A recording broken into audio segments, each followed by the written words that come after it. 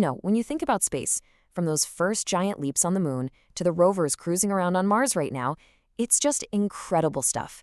But it also makes you wonder, with all these different countries launching rockets and sending out probes, who's actually in charge of all this? Who's running the show up there? I mean, is there some kind of global Starfleet command calling the shots for every single mission? A lot of people kind of assume there is. But the reality, well, it's way more complex. And honestly, it's a whole lot more interesting. So, let's just get straight to the point.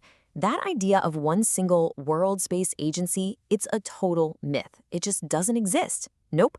What we actually have is this incredible, dynamic, and growing ecosystem of all these different organizations all reaching for the stars.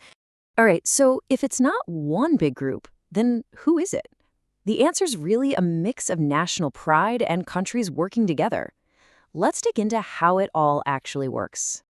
Okay, the most logical place to start looking is probably the United Nations, right?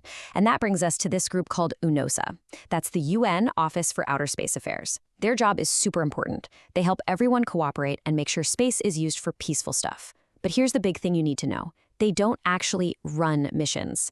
Think of them less like a director calling action and more like a helpful coordinator making sure everyone's talking to each other. So if UNOSA is the coordinator, then who are the ones actually building and launching the rockets? This is where we get to the names I bet you already know. And here we go, the titans, the household names of space. You've got NASA in the US and Roscosmos in Russia, the classic rivals from the Cold War days. But then you also have these incredible powerhouses like China's CNSA and India's ISRO. Every single one of these agencies represents a huge national investment in science, technology, and, let's be honest, a little bit of prestige. Now, let's zoom in on one of these for a second, the European Space Agency, or ESA. What makes them so unique? Well, it's this number right here. ESA isn't just one country. It's a team effort. It's a collaboration of 23 different member states, all pooling their money and their brainpower. And you should definitely keep that model in mind because it's a huge hint at where things are headed. But you know what? The list of countries going to space is so much bigger than just those famous names. This club is growing every single year, and it's just awesome to see. So let's take a wider look, shall we? And this is where the picture gets really, really cool. I mean, beyond the usual suspects, you've got incredibly advanced agencies like France's CNS and Germany's DLR, but now you're also seeing these super ambitious new players emerge. Take the UAE Space Agency. They sent a probe to Mars. And you've got SANSA, which is leading the charge for South Africa. The whole map of who's who in space is literally being redrawn as we speak. All of this really points to one of the biggest trends happening in space right now. Look, going to space is getting more and more ambitious, and it's also getting more expensive. So it's no surprise that more and more countries are figuring out that teaming up is really the smartest way to go. So basically, it boils down to two main ways of doing things. First, you have the national approach. That's where a single country, like Japan with its agency JAXA, decides to go for it on their own. Then you've got the regional model, just like we talked about with ESA in Europe, where a whole bunch of countries join forces.